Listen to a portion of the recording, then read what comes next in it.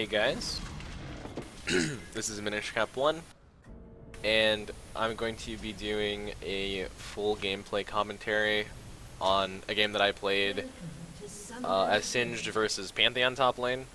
This was recorded on the 6.19 patch, and this game in particular was around 25 LP in Master. So the runes that I'm running this game are... It's actually a new rune page that I've been trying out, and I think it's pretty good. It's Magic Pen Reds, Health per Level Yellows, AP Blues, and Armor Quints. And it's a rune page that I think is pretty good versus lanes like Pantheon, where you need to tank them out, but you also kind of want to scale, so the HP helps you scale.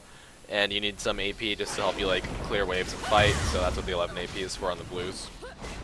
Masteries, I'm running 18-0-12.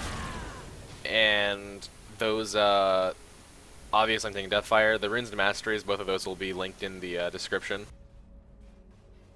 So my starting item is a Corrupting Potion. I have 14 AP, which means that with a Corrupting Potion, I'm actually pretty good on sustain, and I'm still able to wave clear and fight Pantheon. Right there, I saw that he blew his Q, his spear, on a minion, so I went into clear, and that way he only got one spear on me when I went to go clear those 3 front minions.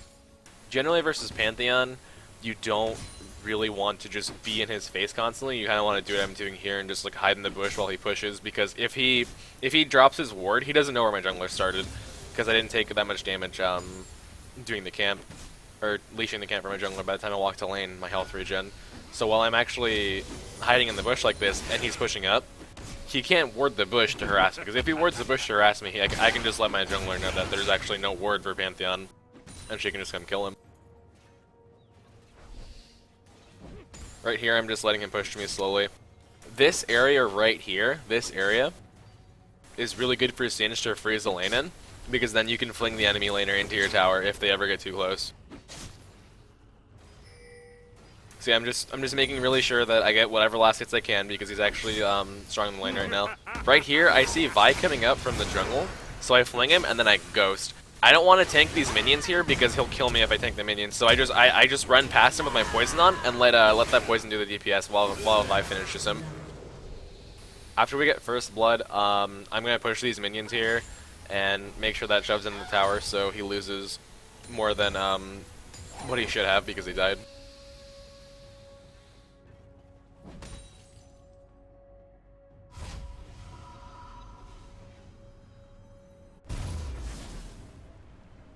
So my first back, I'm buying a Dark Seal for a little bit more AP, and the Sustain because it synergizes pretty well with Corrupting Potion, and I'm buying a pair of boots.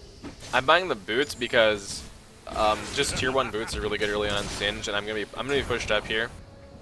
So whenever you're pushed up, you kind of want boots to have that extra movement speed to leave the lane or like just run away if you're getting ganked. Their jungler is Olaf. So he can't really flash on me. That means if I have boots and I can dodge his first axe, I'm probably going to get away from a gank.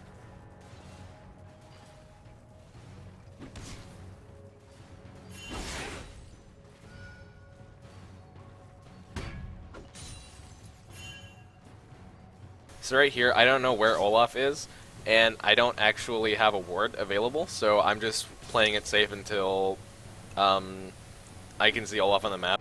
I'm actually going to fall behind in CS here, but once the wave crashes into my tower, I'm going to get a lot more, or I'm going to get a lot of that CS, and I'll end up being even in levels with Pantheon again.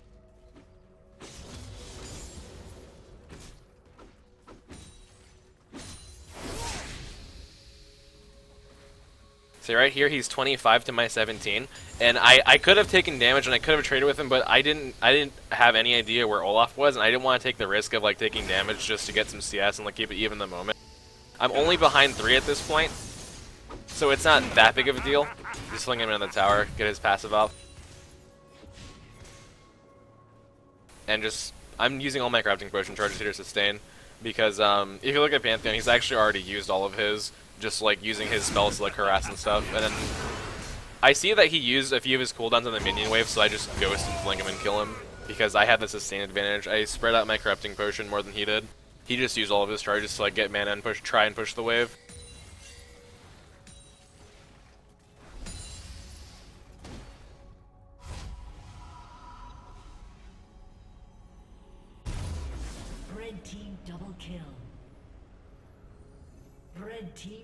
Katarina getting a triple kill there is actually really good. The reason I bought Merc Treads here was because looking at their team, they have 3 hard stuns. That's Morgana's Binding, Pantheon's Aegis stun, I don't know what it's called, and TF's Gold card. And because I'm thinking that we're going to be fighting soon, I got Merc Treads as soon as possible. Even though it's Pantheon, you need a little bit of armor. Because we already killed him twice, he's really far behind. I don't need the armor that early compared to Merc Treads. Especially versus a team comp like what they have.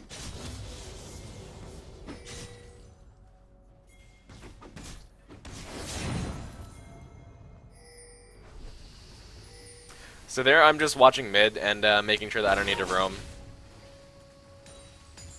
And at this point, I'm strong enough to just shove Pantheon in. He's using a good amount of mana just trying to harass me.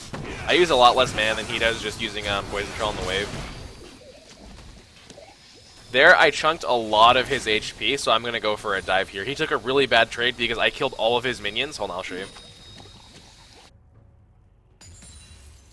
So right here, he's tanking my minion wave. So I go for the trade immediately, and my poison and auto's fling combined with the minion wave takes him to about 25% HP. After that happens, I can just chase him in the lane. I'm not going to get the kill here, but I zone him out. And he misses a few CS for it.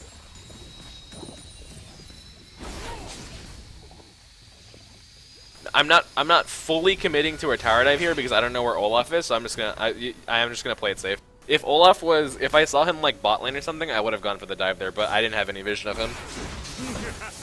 Here I saw Vi coming around the corner for the gank, so I went for the risk. I felt like with Pantheon being that low, we would win the 2v2, and I was right. And incidentally, Olaf didn't even end up coming to the lane. He just ran away after he saw that Pantheon died. So I just shove it in and recall again.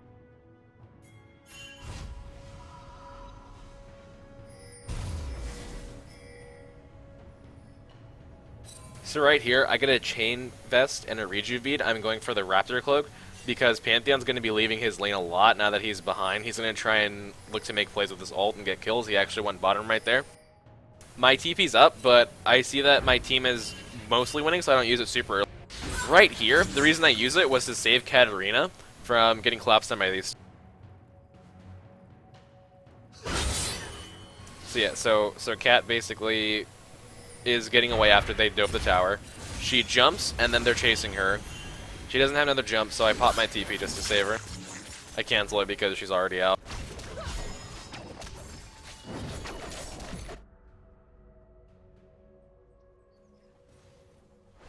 So with Pantheon blowing his ultimate to go bottom, I can pretty much push this wave and pressure him out. I'm not sure why he didn't teleport back to top lane, but that's a pretty big mistake by him because he lost a lot of minions to the tower. As you can see, I'm building a pretty good CS advantage because of the pressure from Vi, and I solo killed him. And his failed ultimate bottom.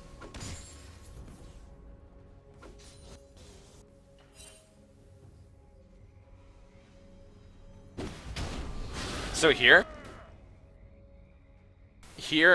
I go into Olaf's jungle to put my ward deeper in because I want to start playing aggressive, but I can't do that unless I have like an advanced warning of where Olaf is, so I just like to ward this spot right here because there's 3 camps in this area that you can potentially scout with this ward. You can scout them running up from their wolves, you can scout them on blue, and you can scout them on grump. Unfortunately, he had the raptor buff, so he cleared my ward immediately. But that gives me a general idea of where he is. So I know here that I should probably play safe until I see where he ends up.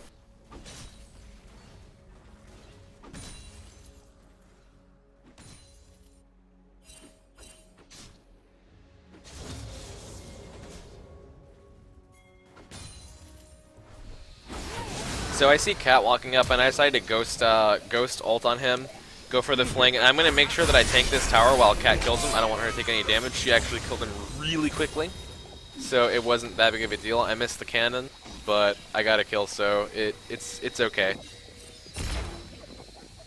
Not the end of the world. I ping the tower because we're going to go for the tower for a split here. She's not going to be able to make it mid in time to help whatever fight may happen there. And it's better just to have her DPS on this tower because I don't want Pantheon to spawn and just simply teleport on the tower and stop us from getting the tower for a split gold. Speaking of the tower first blood, you should always prioritize that. Currently, it's a lot of gold, and you should prioritize that above pretty much every other objective if you can.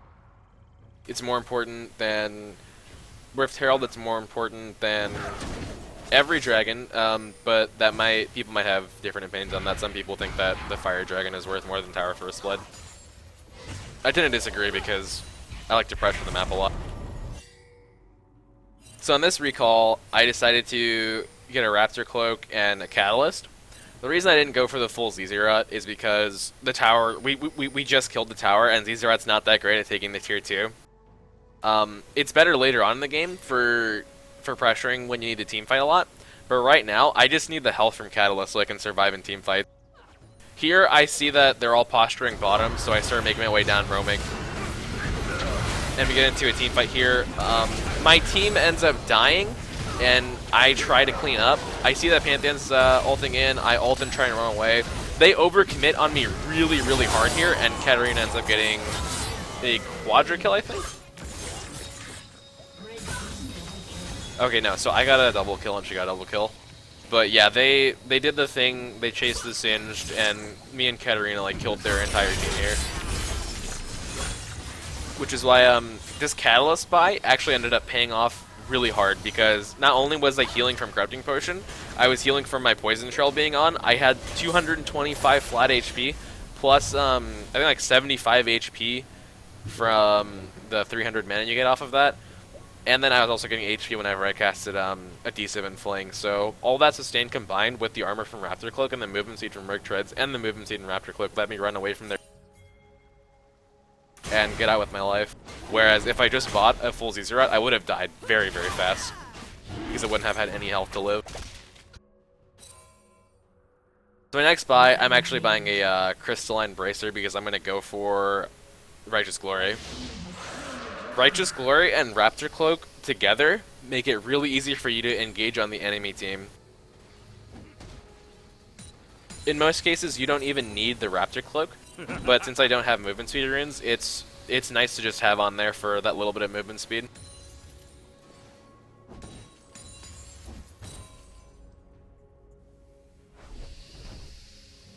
I don't want to go down to that tier 2 and hit it, because I'm ahead. I just want to push the wave in and pressure Pantheon and try and make plays on other parts of the map.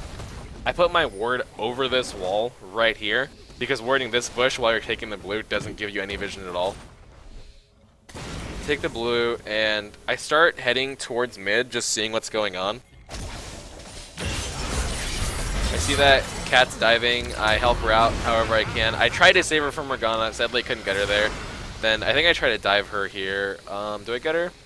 Okay, so I ended up backing off, and that's fine. I just get the farm. We went 1 for 1. It's still good. And then I'm pretty sure we get this tower here afterward.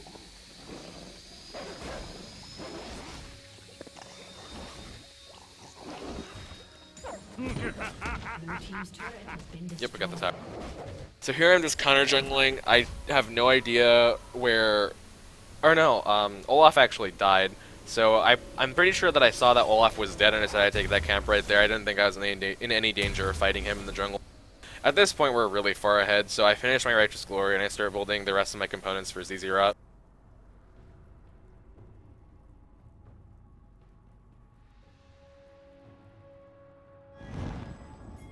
And speaking of Zezerat, the preference between buying Zezerat and GA, the way that I decide which one to buy is if I need to really push my lead and my team is decently strong, I'll get a Zezerat.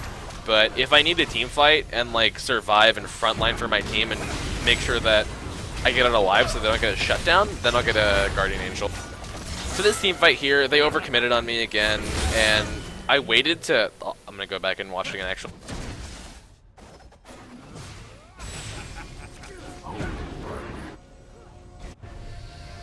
So this team fight right here, I saw that they were diving Sivir, and I teleported in to help her. Sadly, I think she got sniped. Yeah, she got sniped.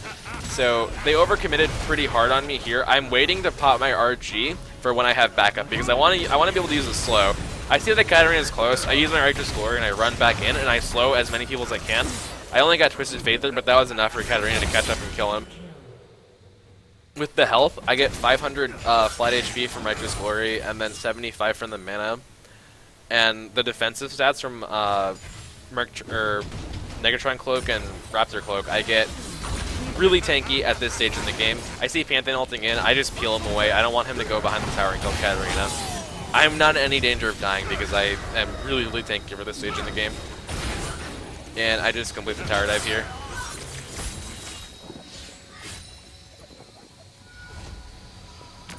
Don't want to overstay because they have a Twisted Fate, and I wasn't sure if he had ult or not, so I just recalled and bought more items.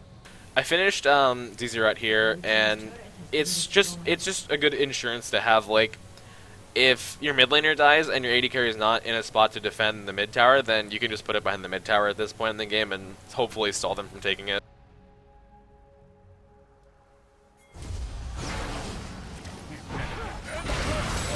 So I saw Vi going around the corner there, and I started to walk up and posture for a fight.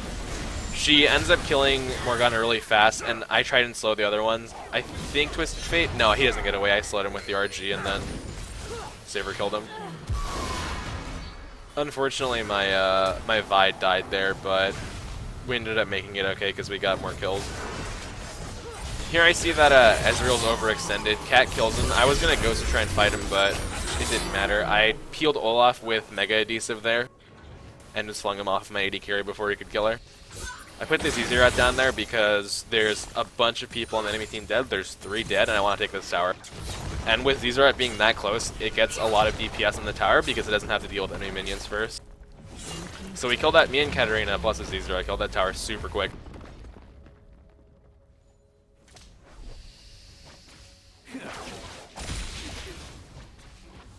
I'm just going to clear this wave and recall, I think, because I don't want to stay too long when my teammates are all in our base.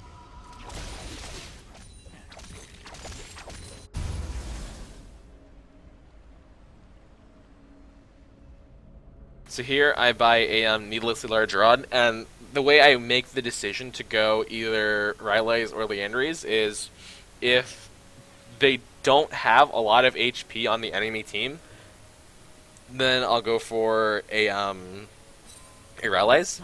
And Rylai's is also good if you need to peel your AD carry, if your AD carry is doing a lot of damage for your team. In this situation, my AD carry is not doing a lot of damage for my team, but Katarina is, and they're going to go really, really, really ham to try and kill Katarina.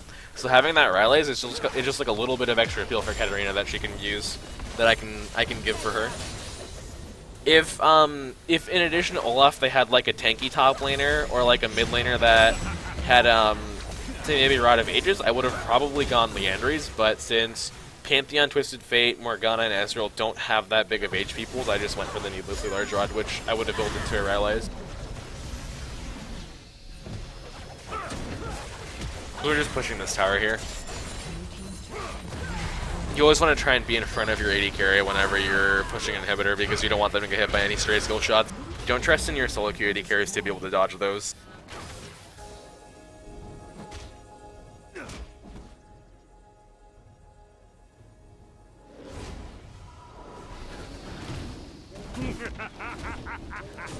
So here I'm just taking this red buff because I am pretty sure that they're all just in their base and I don't think they're going to be able to contest me for it.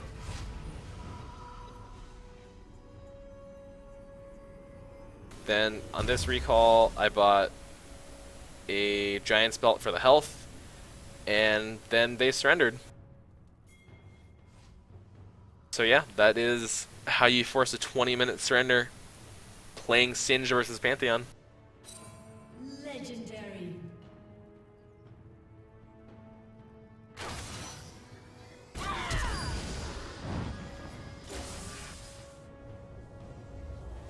I hope you guys enjoyed.